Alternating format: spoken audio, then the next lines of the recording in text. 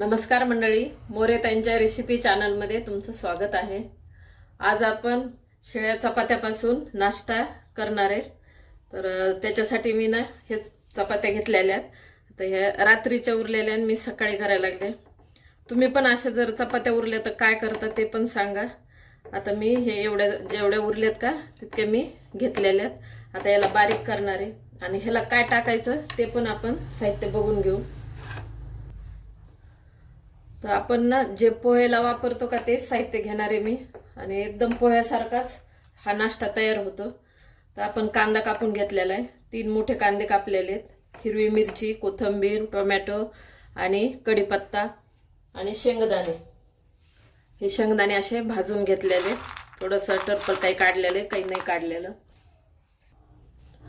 आता हे पोळे ना एकदम मस्त नरम येतात, तर तुम्ही हाताने पण याला बारीक करू शकता, छान होते बारीक। नाही तर मग मिक्सरचं भांडं घ्यायचं आणि याच्यात मोठाले मोठाले तुकडे करून टाकायचे आणि थोडं कमी जास्त वर फिरवत याला बारीक करून घ्यायचं। आता मी हाताने करते किंवा नाही चांगले व्यवस्थित झाले तर मिक्सरमधून करते। पोळ्याला आपण अशा प्रकारे बारीक करून घेतलंय, मिक्सरच्या भांड्यामधूनच काढलं। आता आपण हा नाश्ता तयार करायला घेऊ। आपण आता गॅस पेटवून कढई ठेवले, कढईमध्ये तेल टाकलेले, तेल गरम झालेले, मोहरी टाकायला होता 1 चमचा, जिरे 1 चमचा, कढीपत्ता,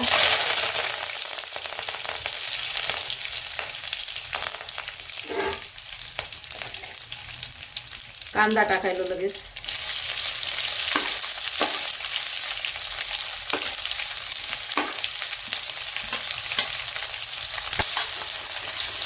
आता कांद्याला आपण परतून घेऊ।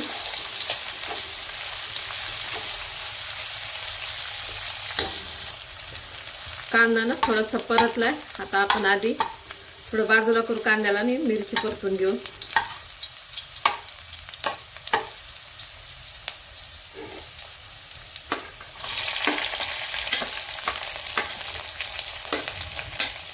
आता हिरवी मिरची, कांदा साईडलाच राहू देऊ आणि आधी हिरवी मिरची आपण परतून घेऊ।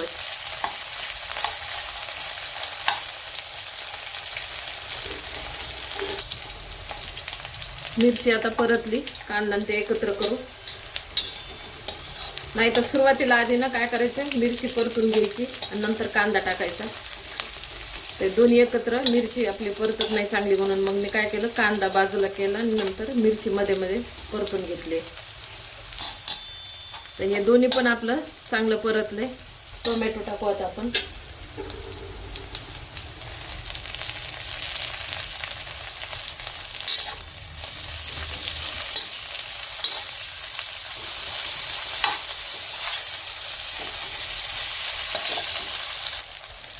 आपण आता हे भाजून घेतलेले शेंगदाणे टाकू आणि थोडीशी कोथिंबीर नंतर पण टाकायची आपल्याला, काही आता पण टाकली।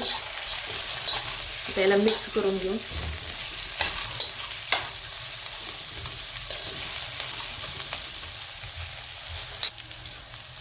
आपण ना हिरवी मिरची टाकली, पण थोडंसं लाल मिरचीचं पावडर टाकलं।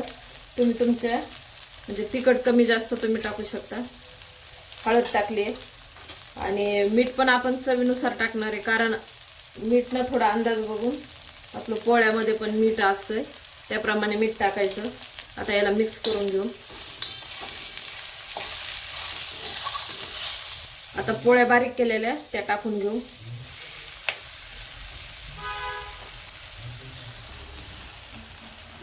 आता पोळ्या टाकलेल्या ना बारीक केलेल्या, त्याला आता मिक्स करू।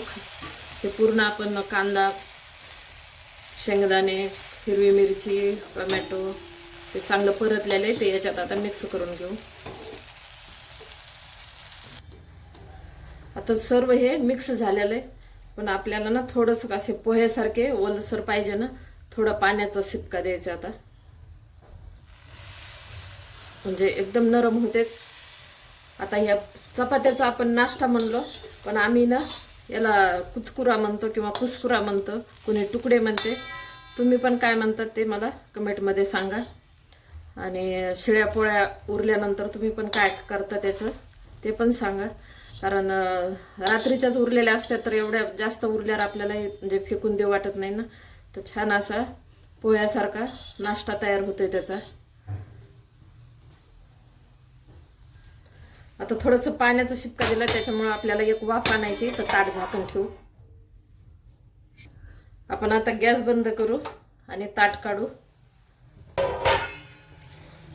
छान झालेला आहे चपात्याचा कुस्कुरा, शिळ्या चपात्याचा कुस्कुरा. आता आपण काढून घेऊ लगेच खायला. अशा प्रकारे शिळ्या चपात्याचा नाश्ता तयार आहे. एकदा नक्की ट्राय करा आणि कमेंटमध्ये कळवा.